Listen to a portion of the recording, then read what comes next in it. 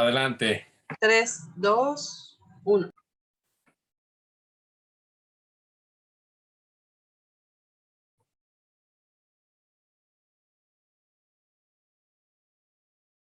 Hola, ¿qué tal? Buenas tardes. Los saluda su amigo Elías Huerta Psijas. Les doy la más cordial bienvenida a todos y a todas las que se nos están conectando directamente a nuestra entrevista del día de hoy de Foro Jurídico por esta vía digital con el doctor César Astudillo Reyes, a quien también le agradecemos y le damos la bienvenida para que una vez más nos acompañe con estos interesantes temas de lo que está sucediendo en la Corte y en general con todo el Poder Judicial Federal. Y en particular, bueno, pues con estos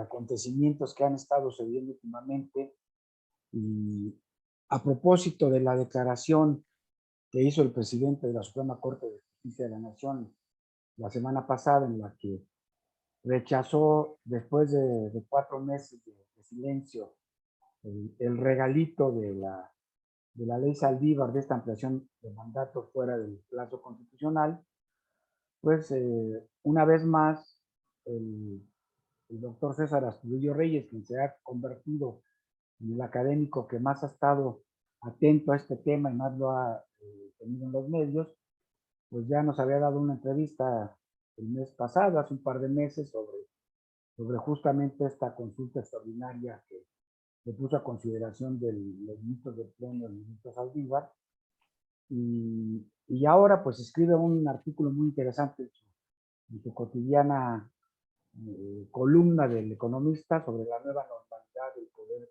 Judicial, refiriéndose obviamente a la Suprema Corte de Justicia de la Nación, al Consejo de la Judicatura Federal y al Tribunal Electoral del Poder Judicial. Así es que bueno, pues te damos la bienvenida, César. Gracias por seguir colaborando con tu revista Foro Jurídico, siempre presente. Y déjame, antes de darte el uso de la palabra, agradecer a nuestros amigos que ya se están poco a poco conectando, desde Jalisco, desde el Estado de México, desde Michoacán, desde Puebla y desde la Ciudad de México hasta ahorita, por ahí van. Y desde luego también darles la bienvenida a nuestros amigos y amigas que se están conectando a través de Facebook Live. Pues muchas gracias, César. Gracias por estar dispuesto para comentar estos temas que son además de mucha actualidad. Son los temas de la agenda político-académica, legislativa y jurisdiccional del momento del día. Gracias porque gente como tú está siempre atento a estos temas, que lo está siempre analizando, estudiando, pues los compartes con nosotros y con nuestro auditorio de Foro Jurídico. Bienvenido, César. Gracias, querido Elías. Para mí siempre es un gusto poder platicar contigo, con tu auditorio, que cada vez se acrecenta, se extiende más y que realmente tienes una vocación nacional porque se conectan amigos de muchas partes de nuestro país. Así es que yo encantado y bueno, pues adelante, comencemos. Bueno, quiero decirte que también con alguna frecuencia se nos conectan desde Colombia, desde algunas partes de Estados Unidos, y bueno, eso nos da mucho gusto y también nos motiva a seguir con esta entrevista vía Zoom, vía digital, que ya llegó para quedarse. La pandemia nos empujó a este uso de las nuevas tecnologías, y ya tenemos poco más de año y medio ininterrumpidamente todos los fines de semana. Y te comento a ti, le comento a nuestro auditorio, que ya lo sabe, que hemos enriquecido el espectro de nuestra entrevista de Foro Jurídico, y ahora tenemos, de las 4 entrevistas mensuales, una nos ayuda a conducirla con temas de transparencia, de combate a la corrupción.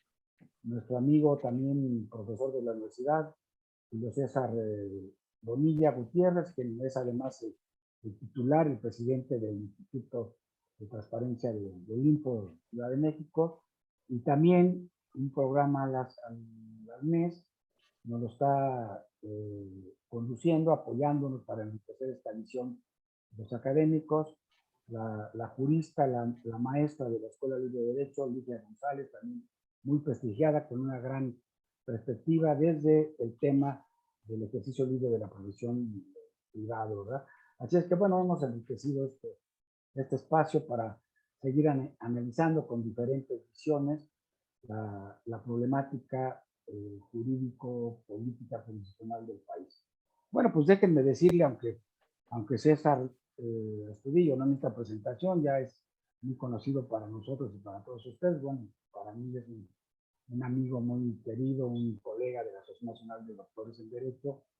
Pues César es uno de los más destacados investigadores del Instituto de Investigaciones Jurídicas de la UNAM, profesor de varias materias también en la Facultad de Derecho de la UNAM, particularmente de Derecho Electoral, que es una de sus especialidades, de Derecho Constitucional, de Derecho Parlamentario. En fin, él tiene maestría y doctorado por la Universidad Complutense de Madrid y ocupó el cargo para mí muy importante, nuestro jefe académico, el abogado general de la UNAM, durante un interesante periodo con otra gente también a la que queremos y admiramos, con el doctor José Narro Robles, y también fue el secretario de Atención a la Comunidad Universitaria en nuestra alma mater. Y bueno, es muy inquieto, César siempre está escribiendo, es autor entre libros propios y libros coautorales de más de 40 libros, y un estudioso de los temas de la materia electoral y de los temas de la Corte. Tiene varios libros sobre lo que sucede en la Corte. Así es que nadie más autorizado para hablar sobre estos temas, aunque tú lo llamas, César, la nueva normalidad judicial, yo diría las mini crisis que está sufriendo el tribunal, el Poder Judicial Federal en su conjunto, y con esta que también seguramente nos abordarás, la que está aconteciendo en el Tribunal Electoral del Poder Judicial de la Federación.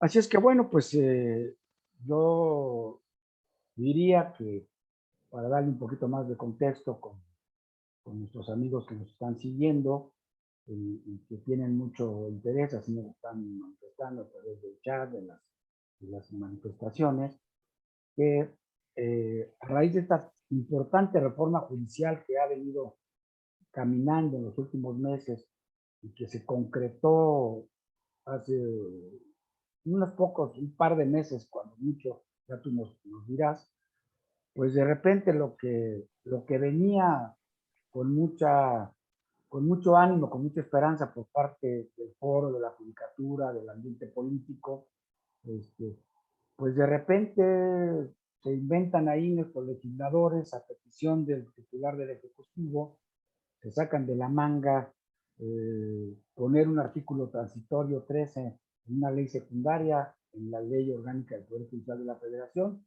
y graciosamente le dan al presidente de la Corte lo que se ha conocido como un regalazo, ¿verdad? Es decir, más allá de lo que diga la Constitución, que fuiste electo por 4 años por pares ministros, aquí en un transitorio te damos 2 años más. Y después el presidente de la República, Manuel López Obrador, pues dice abiertamente, expresamente, que para conducir esta reforma judicial a buen puerto, pues qué bueno que se le amplare el término, que al parecer no había otro hombre en este país más que Arturo Saldívar para emprenderlo. Y de la mano les regala 2 años más, fuera de lo que dice la Constitución, a los consejeros de la Judicatura.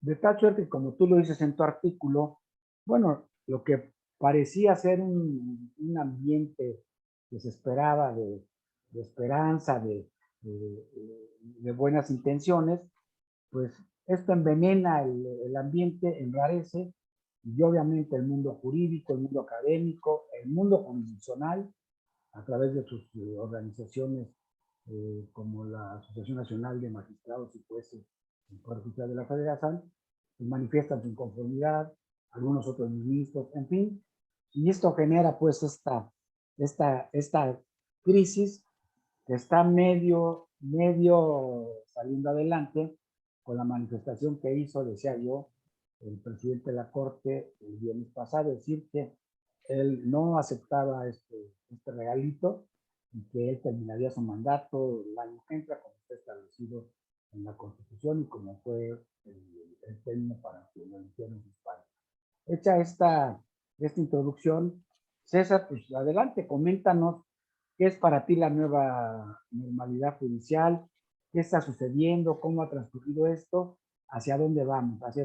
Poco a poco iremos desarrollando el programa, pero bueno, pues tú eres ahorita, creo yo, desde la perspectiva académica, de la difusión de medios masivos, pues el que más está metido y la voz más autorizada. Así Lo es que agradezco. te reitero que estés con nosotros, que nos des tu tiempo y que nos des tus comentarios. Adelante, César. Muchas gracias, Elías. En primer lugar, te agradezco tus generosas palabras de presentación. Mira, cuando me puse a escribir este texto y le llamé Nueva Normalidad, es porque lo escribí en la tarde del día en que salió el ministro Saldívar a decir que no iba a, con independencia de que lo que resolviera el Pleno de la Suprema Corte de Justicia, él no se iba a quedar un minuto más de el periodo del mandato autorizado por la Constitución, que es de 4 años.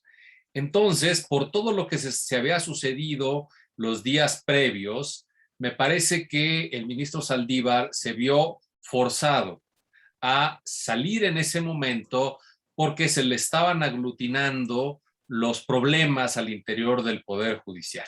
Es decir, eh, un poco de la mano también de lo que has dicho, me parece que si hacemos un análisis de la reforma judicial, podemos decir que era una reforma que se esperaba en muchos aspectos, porque la otra gran reforma, como el mismo ministro Saldívar lo ha dicho, y me parece que todos hemos coincidido en esa parte, en lo que hemos escrito, es que la reforma, la última gran reforma era de hace 25 años. Recordemos que el 1 de enero de 1995 empezó a tener vigencia la otra gran reforma judicial. En ese sentido, digamos, 25 años sin modificar cuestiones orgánicas, cuestiones funcionales al interior del Poder Judicial requerían ya una nueva reforma. Es verdad que en ese lapso existieron reformas más acotadas. Ni qué decir tiene que la reforma de amparo, que la reforma en materia de derechos humanos, que la reforma al sistema de justicia penal, de alguna manera, se tocan con la estructura judicial, pero lo cierto es que una aproximación a revisar aspectos que además eran muy importantes de valorar, analizar, reencauzar, resolver, esta era la reforma, ¿no? Todo lo, digamos, la información, que además muchas de ellas la conocimos aún cuando nos causó mucha sorpresa, cuando se logró documentar el nepotismo, el amiguismo que existía al interior del Poder Judicial, que era conocido, pero que no se había podido documentar. Bueno, pues ni más ni menos que el consejero de la Judicatura, Felipe Borrego, logró documentar esto que de repente puso en blanco y negro que existía un verdadero problema dentro del Poder Judicial. Y lo otro, digamos, sin que esté documentado ni esté extendido de manera general, sino que hemos sabido de algunos casos en concreto, es de que sí habían actos de corrupción que era necesario perseguir y sancionar. Bueno, frente a esto viene esta reforma que tiene un sentido de integralidad, porque además, si recuerdas lo que ha dicho ahorita el ministro Saldívar es, bueno, se trata de consolidar a la Suprema Corte como Tribunal Constitucional. Bueno, esa también fue la justificación de hace 25 años y hay muchos cambios en la perspectiva orgánica y funcional de la Corte, sobre todo para que deje de conocer el volumen de asuntos tan amplio que conoce y pueda tener menos asuntos, pero los más relevantes, y que esos sean asuntos a los que les dedique más tiempo, les dedique más concentración, les dedique la mayor parte de sus esfuerzos, porque van a ser esos temas verdaderamente aleccionadores a nivel nacional. Aleccionadores para que después esos precedentes sean utilizados por toda la estructura judicial federal y también la de los estados. Bueno, eso viene por una parte. Pero, como tú dices, si bien esta reforma tiene bondades, tiene temas que son después problemáticos, porque es verdad, lo que cada vez se ha documentado más es que esta reforma le da muchas facultades altamente discrecionales. Uno, al presidente de la Corte, que es también el presidente del Consejo de la Judicatura, y dos, al Consejo de la Judicatura. Y esto también lo tenemos que entender, digamos, en la Corte sabemos que hasta ahora el presidente López Obrador ha podido proponer en las ternas que dispone el artículo 96 constitucional a 3 ternas de donde han salido 3 ministros, ¿no? Un ministro, 2 ministras, y en el Consejo de la Judicatura también, es decir, en el Consejo de la Judicatura se han podido impulsar candidaturas ahora desde la nueva mayoría impulsada por el Senado y además con la designación también que directamente puede hacer el presidente de la República. Esas facultades que son discrecionales y que son muy importantes y que permiten, ¿sí?, la reubicación para que nuestro público que no es especializado lo entienda, la reubicación de jueces y magistrados federales en adscripciones distintas a las que tienen cuando se considere que hay elementos para generar esos cambios, o después también reunir toda una serie de impugnaciones en algunos tribunales en específico, atendiendo a la materia, atendiendo a la importancia. Bueno, esas facultades que son importantes, pero son cuestionables por el nivel de poder que le dan al Consejo de la Judicatura, se dejaron todos su análisis al lado porque cuando apareció el famoso transitorio, ese llamó toda la atención, ¿sí? El transitorio llamó toda la atención de tal suerte que todo el resto de la reforma judicial se fue tocando por partes para decir, bueno, esto está bien, esto se hubiera hecho así, se les olvidó hacer esto, hubiera sido importante que de una vez que se abrió la reforma se viera también esto otro. Por ejemplo, el otro problema que lo acabamos de pasar y que realmente se pudo haber evitado tal vez dándole mayores atribuciones, ahí sí, al Consejo de la Judicatura en relación al Tribunal Electoral, pues no se hizo.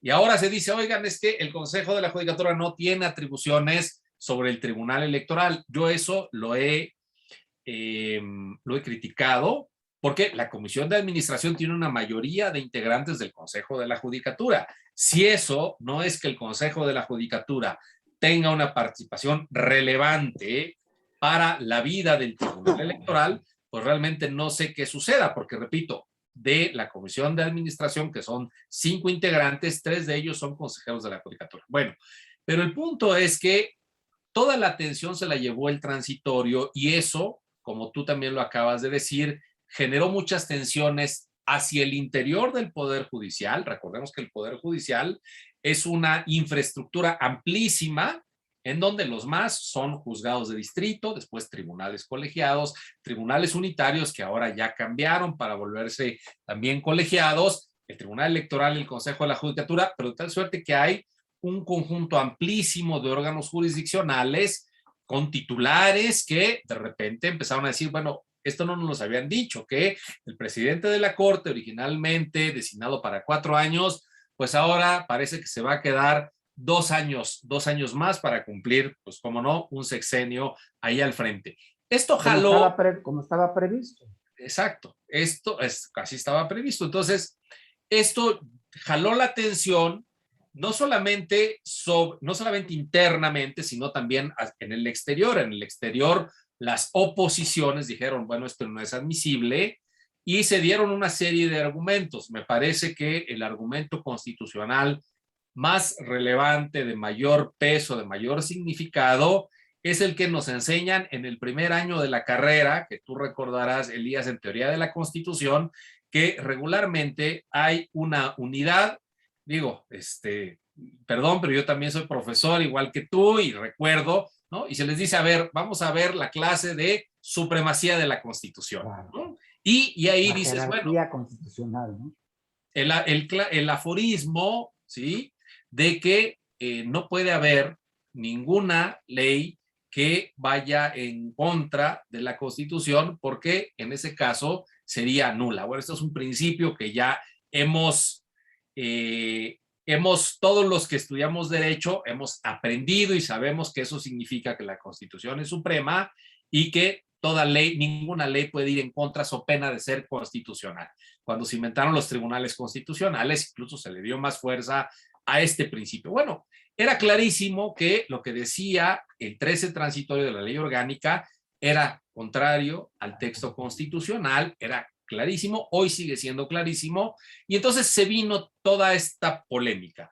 Pero esta polémica que inicialmente llevó al presidente Saldívar a tener, yo creo así, problemas de implementación de la reforma, que son claves, es decir, la reforma iba en segunda velocidad, no iba tan rápido como él hubiera querido, porque estaba este tema de por medio, diciendo, bueno, es que cómo es posible que se quede el presidente de la Corte con un transitorio que es ilícito. Entonces eso generó problemas internos. Y dos consejeros, además. Digo, exacto. Todos los consejeros más bien.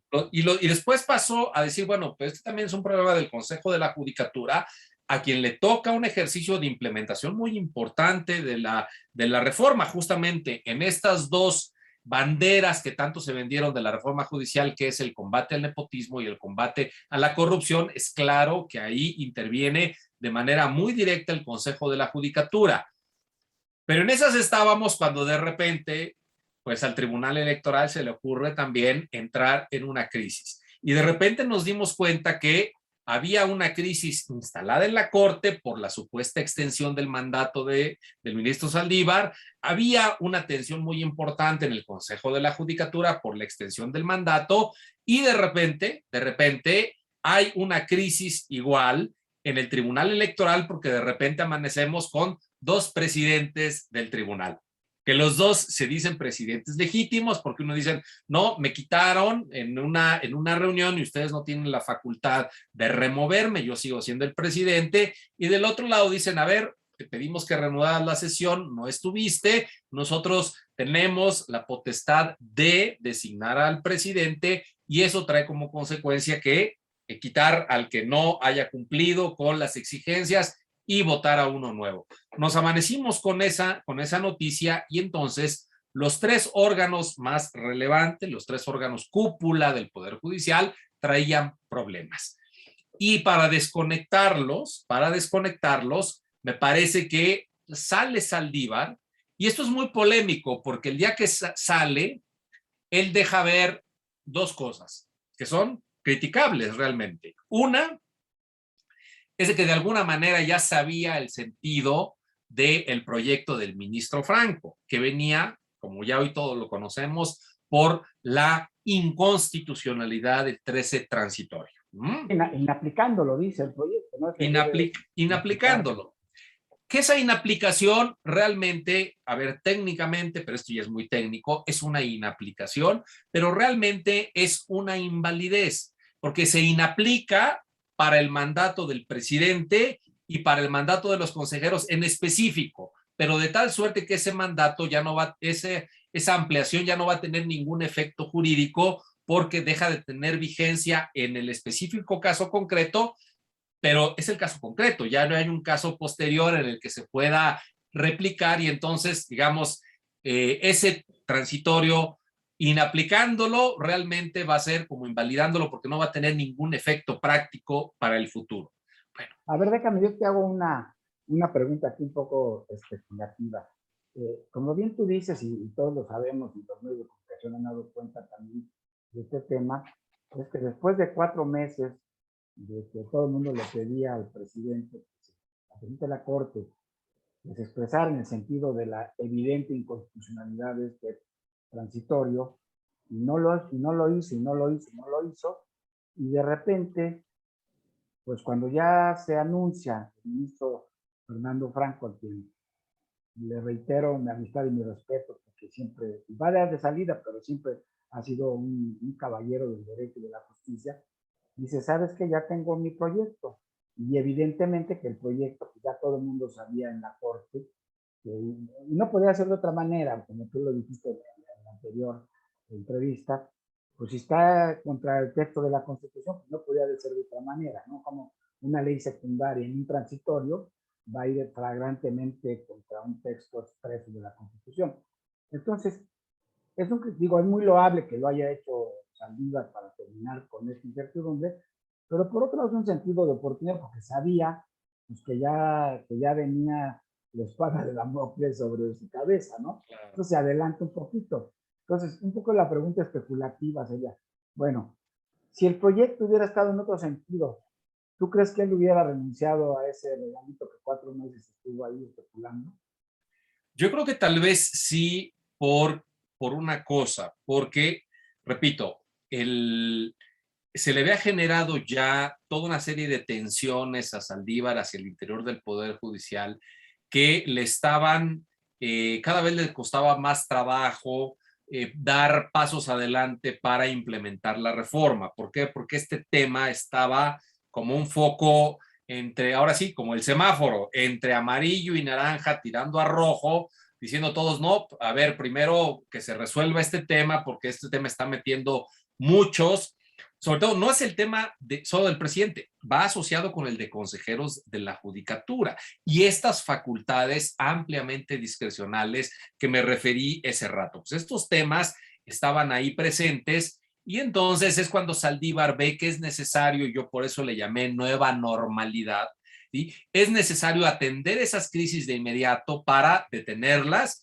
y tratar de volver a una normalidad en donde, él mismo lo ha dicho, veamos la reforma en sus pros y sus contras, en sus bondades que las tiene y en aquellos otros puntos que han causado controversia, pero que eso sea lo que estemos viendo en lo que además se va implementando, ¿no? Muchas leyes ya salieron, otras están ahí en proceso también, en proceso legislativo, y en ese sentido era lo importante desactivar esas crisis para entrar a una nueva normalidad judicial en donde se atendiera lo sustantivo. Por eso es que, lo cierto, tú bien lo dices y me parece que eso es lo que se ha publicado ahora en la opinión pública.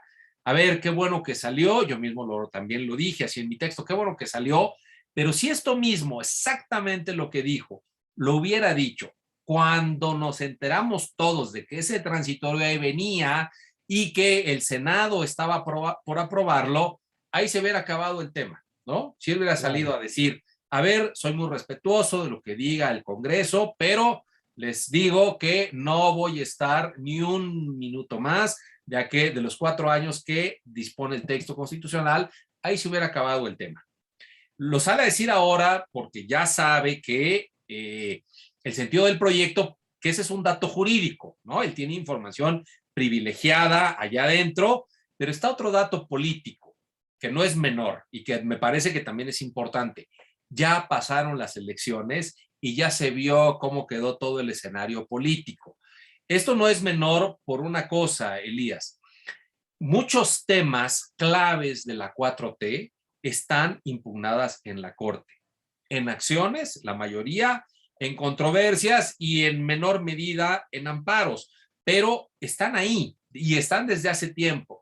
Y algunos de ellos me parece que ya se hubiesen podido discutir y resolver, pero me parece que la Corte, en este margen de maniobra que tiene para ver cuál es el momento adecuado, ¿sí?, para resolver ciertos temas, estaba esperando a que pasaran las elecciones para no meter también más ruido político por si, imagínate tú, que determinan la inconstitucionalidad de una ley propuesta por la 4T, pues seguramente la oposición iba a tomar eso como otra bandera de campaña y decir, miren, pues es que esto siempre se los dijimos, que no era, que era contrario a los intereses de la sociedad, etcétera, etcétera, etcétera. Entonces, bueno, ya pasó eso y estos dos hechos, el jurídico y el político, hacen que Saldívar salga, lo cual también no es menor, porque lo que sigo diciendo yo en mi texto es que él sale a decir que a título personal, y me parece que así debe haber sido, pero con eso me parece que está forzando a los consejeros de la judicatura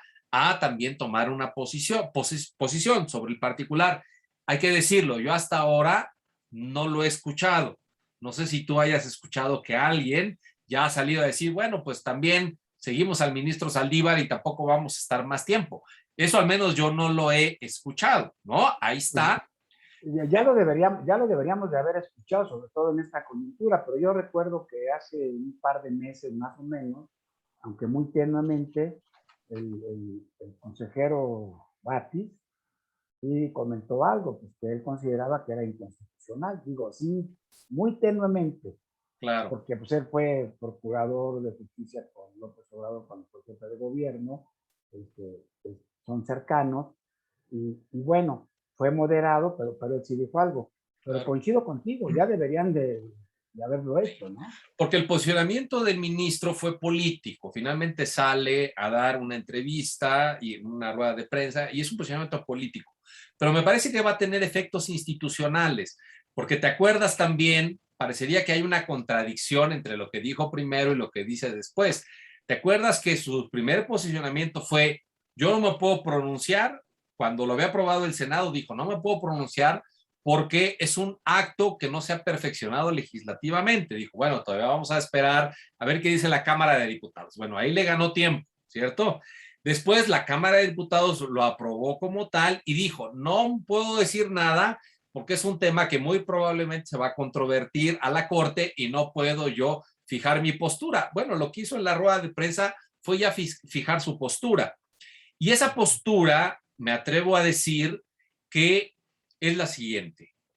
La postura y la ruta. ¿La ruta cuál va a ser? Yo creo que van a resolver en primer lugar la consulta que él mismo activó. Finalmente ese es el proyecto del ministro Franco, ¿sí? Y consecuentemente van a resolver las acciones de inconstitucionalidad que también las tienen que resolver, pero el criterio se va a orientar desde la consulta. En segundo lugar, como él ya dijo que no va a aceptar y hay precedentes que señalan muy claramente que él ha estado en contra de otras ampliaciones, ni más ni menos, por ejemplo, la de los magistrados de sala superior, cuando se les ampliaron sus periodos en una votación muy cerrada de 6-5, él estuvo en la minoría de 5 que dijo, esa ampliación es inconstitucional, porque también la Constitución dice en ese entonces, imagínate, en un transitorio, que deberían ser escalonadamente de 3, 6 y 9 años, ¿no? Y entonces ya está el precedente, con lo cual yo creo que van a resolver en primer lugar la consulta. Él no se va a excusar de participar de la discusión y en una de esas, si me apuras, va a ser el primero en abrir la discusión para fijar su posicionamiento y decir, yo creo que esto es inconstitucional y consecuentemente va a haber una gran unanimidad, ¿no? No haberla en este caso sí sería preocupante porque es un tema, como dijo el doctor Valadez hace tiempo, bueno, a nosotros nos enseñan que algo es inconstitucional cuando es contrario a la Constitución, pero es que hay veces que la legislación es se ha vuelto tan compleja que a veces hay inconstitucionalidades no evidentes. Pero Valadez dijo, bueno, pero así como hay inconstitucionalidades, hay anticonstitucionalidades, que es cuando se dan cuenta que algo sí es directamente contrario a la Constitución y aún así lo legislan. Bueno, pues esa característica me parece que fue lo que pasó ahora. Aquí estamos ante una vulneración flagrante, evidente, abierta del texto constitucional y por eso digo que el hecho de que no hubiese unanimidad para mí sería preocupante porque yo quisiera ver los argumentos que va a tener el ministro que defienda esta reforma, ¿verdad? Sí habría que leerlos porque me parece que ahí tendríamos lecciones también para nuestras clases de teoría de la Constitución, de decir, bueno, la Constitución es suprema, pero aquí un ministro ya dijo que en ciertos casos, bueno, pues eso habría que verlo. Entonces, digamos, ahí está la ruta, ahí está el planteamiento, y por eso me parece que Saldívar se apresuró a salir y destrabar ese asunto con su posición personal y también decir algo, pues, de una manera un poco velada, pero que a todos nos quedó claro, ¿no? Le empiezan a preguntar qué iba a suceder con Vargas en la presidencia del Tribunal Electoral, y aunque no había llamado a rueda de prensa para eso, aunque realmente parecería que era sobre eso, si te das cuenta, dijeron, mañana va a salir Saldívar, y todo el mundo dijo, bueno, va a salir a resolver y arreglar el tema del Tribunal Electoral. Y a todos nos sorprendió lo que al final dijo, ¿no? De que era sobre su mandato, pero cuando le empiezan a preguntar sobre Vargas, dice, bueno, ya no es posible que él permanezca, ha perdido la confianza de sus pares y valdría la pena que diera un paso de lado para volver a la normalidad. Es decir, lo que estaba diciendo es, por favor, hazte un lado porque estás generando problemas no solamente al tribunal, sino al entero poder judicial, en donde yo los estoy tratando de desconectar para dar un nuevo paso y decir, ya no tenemos ninguna crisis, ahora sí, volvamos a las labores jurisdiccionales, volvamos a implementar la reforma, volvamos a lo importante. A ver, César, déjame hacerte una pregunta, tú que has venido estudiando esto puntualmente y además con la perspectiva política, con esa experiencia y ese sentido que tienes de las cosas políticas. Aquí, bueno, tal pareciera, como tú lo planteas, están dando las cosas, que esta no mini, sino esta gran crisis que estaba teniendo en el Poder Judicial, en que estaban enfrentados ya los diferentes estratos del Poder Judicial, los jueces, los magistrados, algunos ministros en contra de este silencio de Saldívar, de esta decisión del Congreso. De repente, bueno, pues ya no se ha resuelto todavía formalmente, pero ya entendemos que hacia allá va el camino. Pero a mí me parece que en el fondo de este tema, y por eso la pregunta si tú crees que esta posición de Saldívar está acabando con las crisis, es que en el fondo de este problema está la intención del presidente de la República, del titular del Ejecutivo, de minar la autonomía del Poder Judicial. Y eso no es nada más por la famosa ley Saldívar, por estos crisis que están sucediendo en el Tribunal Electoral, que de alguna manera viene también derivado de las resoluciones que tuvieron durante el proceso electoral, al financiar el proceso electoral, dividiendo a los magistrados con el propio presidente Vargas, que está cuestionado por enriquecimiento ilícito, en fin, está condicionando dejar la presidencia, que ya se acaben con las investigaciones.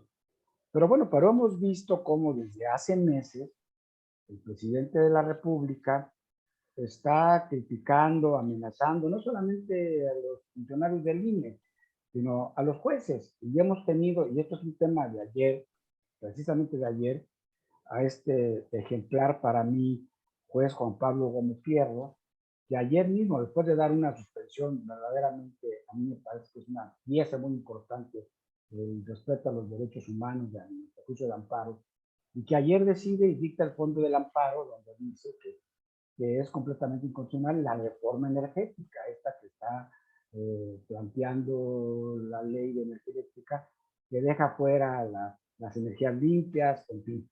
Entonces, pues él ha venido en un ataque sistemático a los jueces, pide que se les investiguen. Saldívar ahí medio haciéndose a un lado. Entonces, no es nada más la reforma judicial que va a retomar el camino, sino es también esta actitud que trae contra el Poder Judicial, que es el único en el mundo, en el contexto del Estado de Derecho contemporáneo, que puede detener al poder. Para que el poder detenga al poder, pues se requiere un Poder Judicial fuerte, decía Montesquieu, ¿no? Entonces, yo te haría esta pregunta y te la voy a, pues un poco aderezar con otro tema que está muy interesante, que es el amparo que promueve la Escuela Libre de Derecho contra la reforma judicial, polémica al interior también de la Ley de Derecho, pero que está cuestionando cerca de 50 artículos de la reforma judicial, no nada más el 13, este famoso, que ya lo superamos, pero que dice que se pretende amedrentar, amenazar a los juzgadores para que a través de este Consejo de la Judicatura reforzado, un presidente reforzado de la Corte y del Consejo, pues los jueces no se estén atreviendo a dictar resoluciones que afectan las políticas de transformación de la cuarta turma. No sé cuál sería tu pensamiento en este contexto. Es complicado, pero es muy interesante. Coincido en lo siguiente, Elías. Yo creo que justo ese rato que yo decía que la crisis derivada del 13 transitorio le había impedido al ministro Saldívar implementar la reforma de una manera más rápida tiene que ver con lo que estás diciendo. Finalmente, lo que se le achaca a Saldívar, al menos en la comunicación colectiva, en la opinión pública, es su cercanía con López Obrador. Y el problema es que también el presidente López Obrador no ayuda, porque después en las mañaneras se refiere a Saldívar como una gente muy cercana, a la que le tiene respeto. Eso no ayuda en un esquema de división de poderes, de tal suerte que dice que le respeta, que tiene toda la confianza en él, y de repente suelta también mucha diatriba hacia los juzgadores. Literalmente ha llegado a decir que dicta sus sentencias a partir de actos de corrupción, de quién da más, quién da menos, cuando eso sabemos que no es así.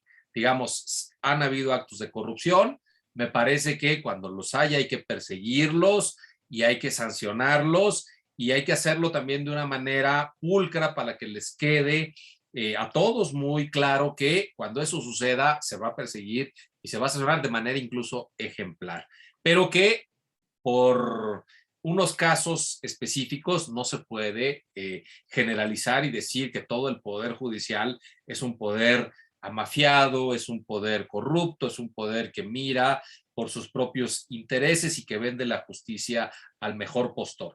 Pero cuando lo ha dicho, pues sí, todos hemos echado de menos allá dentro del Poder Judicial y desde afuera una posición más enérgica de el ministro Saldívar en su carácter, uno, de titular de el Poder Judicial de la Federación, finalmente de presidente de la Corte y del presidente del Consejo de la Judicatura. Bueno, justo por eso es que se han generado estas tensiones internas que han impedido dar pasos mucho más adelante, mucho más rápido, porque se entiende que ante esas afectaciones, esas injerencias a la vida interna del Poder Judicial, con lo que eso significa para la independencia, no ha habido un posicionamiento más fuerte. Pero lo que yo también quisiera destacar, y es una apreciación que me quedó después de ver y revisar de nueva cuenta esta rueda de prensa, es que creo que esa salida implica el primer paso de Saldívar para tomar distancia del presidente, lo cual no es menor, repito, ya pasaron las elecciones, ya la Cámara de Diputados no tiene una mayoría calificada, como en algún momento se decía que eso le iba a dar muchísimo poder al partido del presidente, sino que las cosas siguieron quedando con ciertos equilibrios y entonces sale y dice, bueno, por deferencia le dije que no iba a aceptar. Eso también se leyó de distintas maneras, pero me parece que eso es un primer paso para que Saldívar empiece a defender de manera más robusta la independencia judicial. Y en segundo lugar, esto tiene que ver con el amparo. Justo llamó tanto la atención el 13 transitorio que las acciones de inconstitucionalidad se fueron únicamente a impugnar el 13 transitorio, ¿no? Pero había muchas otras cosas en la reforma judicial que sí, qué bueno que ahora se impugnaron, qué bueno que se impugnaron, qué malo que sea un amparo, porque me parece que la vía idónea era también las acciones de inconstitucionalidad. Por eso que te digo, yo también estoy de acuerdo en que la reforma concentra demasiado poder en el presidente de la Corte, que es el presidente del Consejo, y también en el Consejo de la Judicatura, y hay facultades muy discrecionales que, si se dejan así como están, va a ser un poder también que puede llegar a la arbitrariedad. Si se pusieran reglas para la adscripción, pero reglas muy claras, si se pusieran reglas para la concentración de asuntos en determinados tribunales, todo eso pues no habría problema, pero me parece que hay amplias discrecionalidades y qué bueno que se impugnaron para que al final también haya un pronunciamiento sobre ellas. Fíjate, precisamente, no sé si si es de hoy o de ayer, pero en su mañanera dijo el presidente de la República que no veía la voluntad de los ministros para transformar al Poder Judicial. Creo que lo dijo hoy en la mañana. Entonces, bueno, en este contexto, en este marco que estás comentando, sí estoy de acuerdo que es plausible que, aunque tarde, pero lo hizo el ministro Saldívar, como que debería de salir también a contestar esto, es decir, claro que tenemos voluntad y claro que vamos a hacer la reforma judicial, pero otra vez el presidente tratando de minar la autonomía del Poder Judicial, porque está siendo el único instrumento, como es nuestro juicio de amparo, que está deteniendo las arbitrariedades del Ejecutivo, ¿no? Y qué bueno que así es. Entonces, pues parece que este asunto todavía va a dar un poquito. Y bueno, quisiera preguntarte, para que cierres rápido, ¿qué salida le estás viendo a los tribunales electorales del Poder Judicial? Porque ahí se quedó el precedente de que fuera de también de, de norma, fuera de la ley, pues de repente quienes tienen la decisión en un procedimiento muy regulado de elegir al presidente, pues no le pueden estar quitando a la hora de que se vuelvan a quitar los votos mayoritarios, porque está fuera de la ley eso. Entonces, pues como que ahí la crisis es todavía más profunda, ¿no? Parece que se va a solucionar. Me parece que la salida que tomaron es una decisión pertinente y necesaria. Era necesaria porque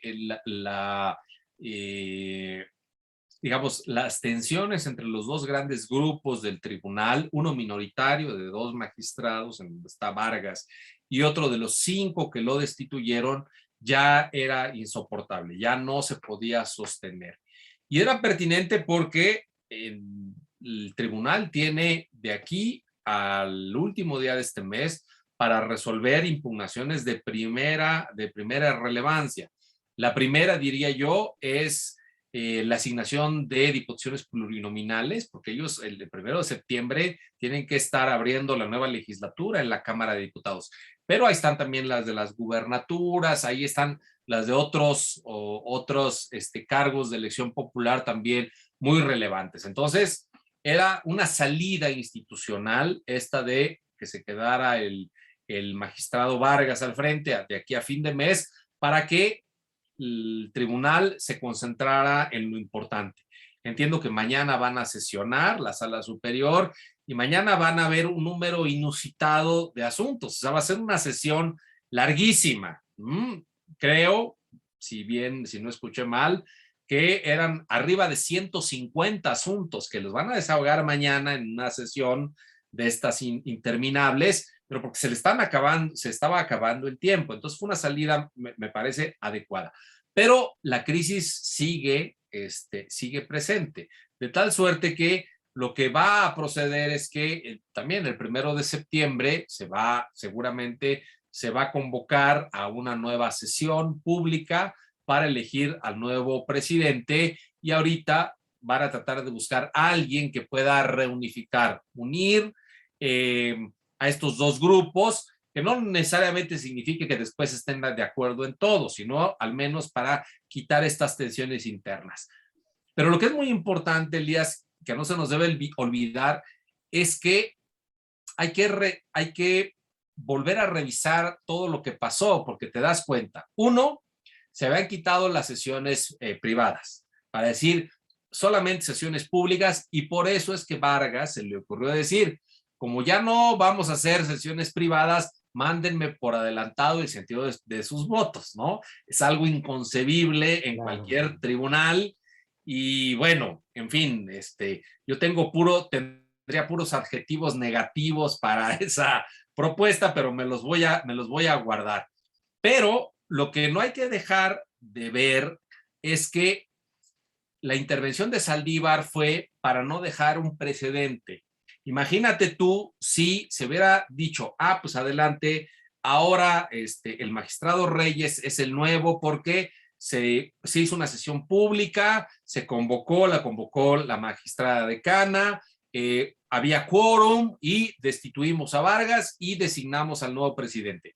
Pues es que si ese precedente se dejaba, se generaba un precedente para todos los órganos colegiados, incluida la Suprema Corte de Justicia, ¿no? Claro. Dicen, a ver, es que en ningún lugar está señalado cómo se puede quitar a un presidente de uno de estos órganos. La ley orgánica dice cuál es el procedimiento, la mecánica y la votación para designarlos, pero no para removerlos. Entonces, para no dejar el precedente fue que se le dijo, a ver, renuncien los dos, ¿no? Me parece que esa fue una operación política bien hecha, decir, renuncien los dos, ¿no? Y por eso Vargas puso su renuncia y Reyes puso su renuncia y ahí entró la presidencia transitoria.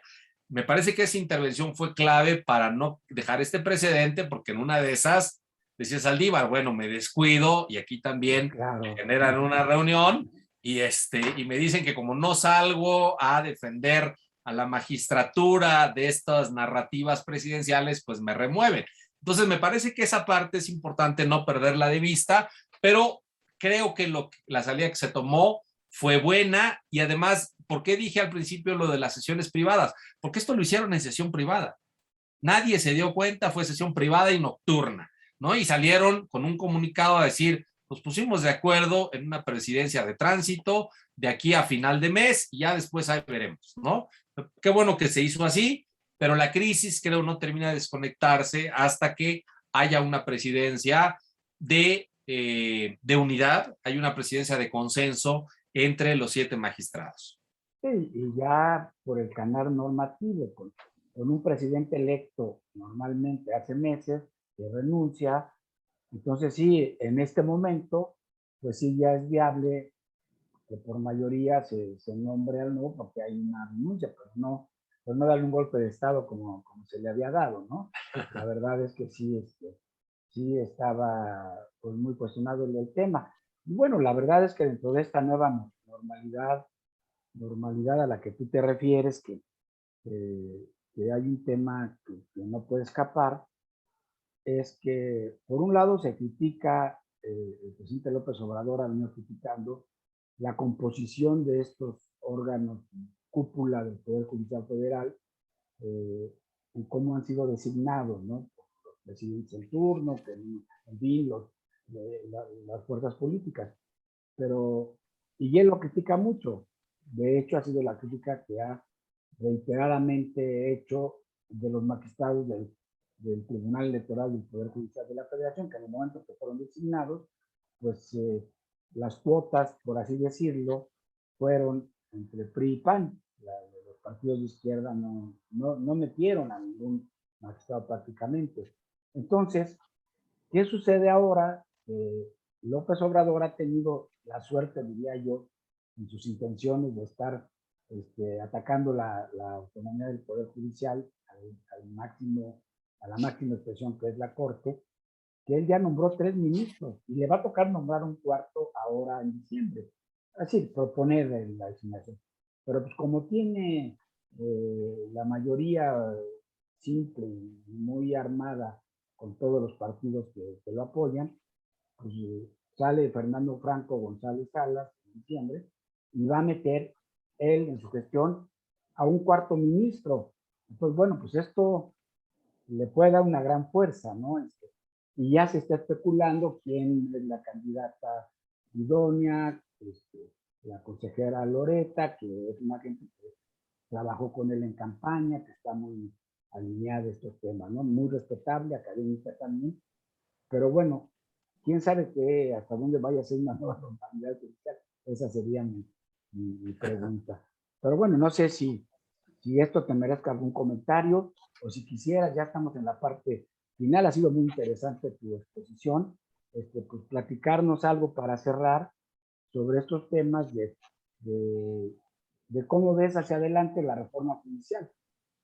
¿Cuál es tu pronóstico de este amparo que al final tendrá que ser resuelto también por el pleno de la Corte, porque seguramente por la trascendencia el juez que resuelve este amparo de la fuera libre de derecho, cuando venga la revisión de esta sentencia, se tendrá que ir a la Corte, ¿no?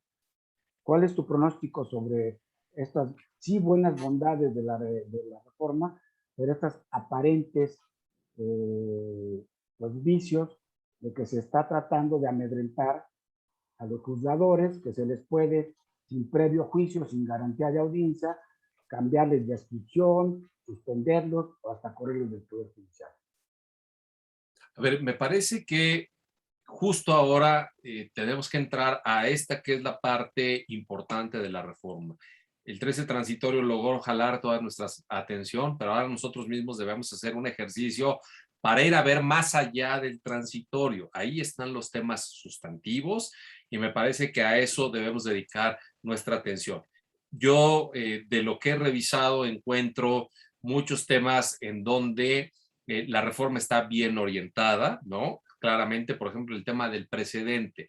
¿Cómo era posible que a un tribunal que se dice constitucional lo hiciéramos pasar por la jurisprudencia reiterada para poder hacer que sus pronunciamientos, siendo la máxima autoridad, tuvieran un valor distinto, ¿no? Todos los tribunales con una sentencia tienen una capacidad de tener una resonancia a nivel del ordenamiento jurídico, a nivel de la forma como se aprecia el derecho, que no se requiere la jurisprudencia. Eso me parece que está bien, pero estas facultades sancionatorias, estas facultades que mal utilizadas pueden ser amedrentadoras para decir o se portan bien o al juez, al magistrado que está en San Pedro Garza, pues lo voy a mandar a la tierra caliente para que vea que si no se alinean las políticas judiciales, lo vamos a estar moviendo, pues eso me parece que no es adecuado. Ahí es donde creo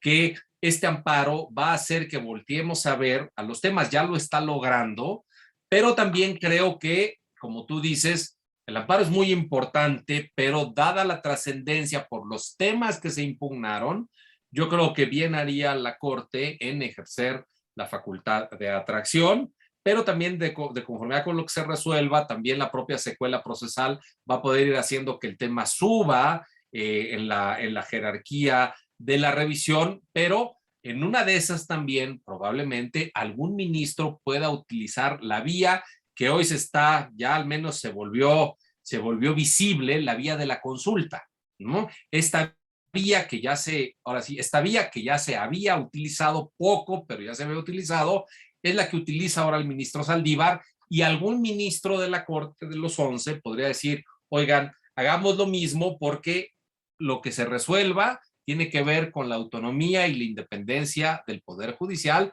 que es lo que dice, digamos, para lo que está establecida esta vía, y ahí también puede la Corte decir, presten para acá este asunto y lo vamos a resolver, porque de lo que digamos vamos a dar orientaciones de que sí y que no de esta reforma judicial, y me parece que eso es lo pertinente. Lo más grave son estas discrecionalidades, y frente a las discrecionalidades, lo mejor es la exigencia de la objetivación. Pongamos reglas objetivas, claras, transparentes para todos, y no dejemos esto a la discrecionalidad de quienes están ahí, que sabemos son momentáneos, que después vendrán otros, pero las reglas sí tienen mayor vocación de permanencia.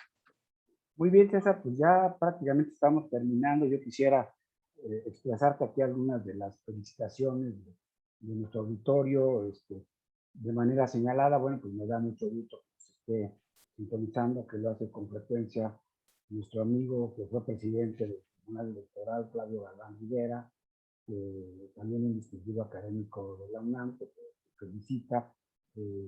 Aquí tenemos también la participación de nuestra amiga Patricia Osorio, que se conecta desde Hermoso, Tabasco. Y bueno, nos da mucho gusto también saludar y ver que está atento a este programa, y nuestro amigo también, el gobernador de Tabasco, precisamente, Arturo Jiménez, que es tan conocedor de estos Claro. temas, autor de libros. Y bueno, la verdad es que yo quisiera que nos dieras una reflexión final sobre, ya lo hiciste, pero de alguna manera un pequeño cierre de hacia dónde ves que va a caminar nuestra Suprema Corte de Justicia de la Nación, con el Tribunal Electoral, con el Consejo de la Judicatura, en un buen ánimo de tratar de consolidar esta autonomía del Poder Judicial de la Federación, que tanta falta nos hace en tiempos como estos, en los que hay pues cambio de partidos en el poder, cambio de personajes, la idea de transformar al país, y que antes que nada está el respeto a los derechos humanos de las personas y conservar las instituciones que nos ha costado tantos años a tantas generaciones de mexicanos ir construyendo para esta importante democracia que tenemos en México. Claro, Elías. Mira, yo lo que diría es, lo que escribí le llamé hacia una nueva normalidad. ¿Esto qué quiere decir? Que resolver las crisis era necesario para pasar a otro momento, a otro estadio, en donde apuntáramos hacia lo importante de la reforma. Es decir, todavía la normalidad está por construirse, no está dada, hay que construirla.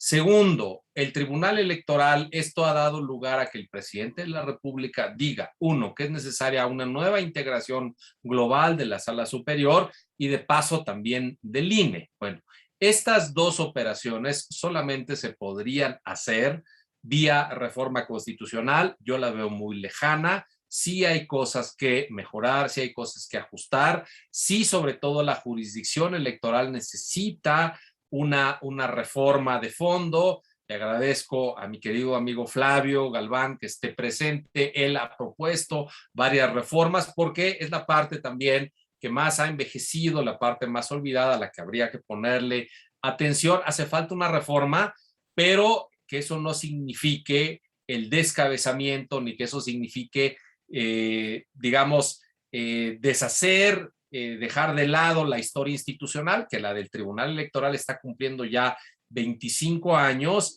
sino llamar a un nuevo compromiso a estos magistrados y en ese sentido ver qué ajustes hay que hacer a los sistemas competenciales, porque mal haríamos ahora decir, pues que se vayan todos en todas las instituciones, porque sabemos, aunque dicen que no hay cuotas ni cuates en esta 4T, claro que los hay, y claramente reestructurar, rediseñar a las instituciones y volver a poner a sus titulares haría que Morena llevara mano claramente. Yo espero que no lleguemos a eso, que las mismas instituciones llamen a el profesionalismo con el que deben funcionar, a la responsabilidad, a la ética de la responsabilidad, para que estas crisis bajen y que el Poder Judicial haga lo que está llamado a hacer, que es resolver las controversias entre las personas. De eso a veces nos olvidamos, pero es para lo que existe el Poder Judicial, para que cada vez que haya una controversia, haya un tribunal, como decía Morelos, que esté ahí para resolver el asunto, ¿verdad? Pues muchas gracias, César, una vez más. Te agradezco tu participación, brillante, fundada, como siempre. Gracias por estar siempre pendiente de las convocatorias que te hacemos en Foro Jurídico. Eres un baluarte para nosotros. Te transmito aquí las felicitaciones que se están ya sumando en el cierre del programa y agradezco también de manera muy puntual a todos los amigos y amigas que se conectaron hoy directamente con nosotros a este programa directamente en nuestra plataforma y desde luego a todos aquellos que estuvieron también conectados vía Facebook Live. Así es que no me resta más que reiterar mi agradecimiento, invitarlos a que consulten la versión digital de la revista Foro Jurídico de este mes en www.forojurídico.mx, invitarlos para que el próximo jueves nos sintonicen en la primera transmisión, que va a ser el honor, el privilegio de conducir la maestra Ligia González Lozano, académica destacada de la Escuela Libre de Derecho, y que tendrá como invitada a la doctora Isabel Navarra de Marcos con el tema Cómo navegar derecho en el ciberespacio. Pues muchas gracias, me despido de ustedes, buenas noches y nos vemos el próximo jueves. Que tengan una feliz noche. Gracias, César, gracias a todos. Buenas noches, hasta luego.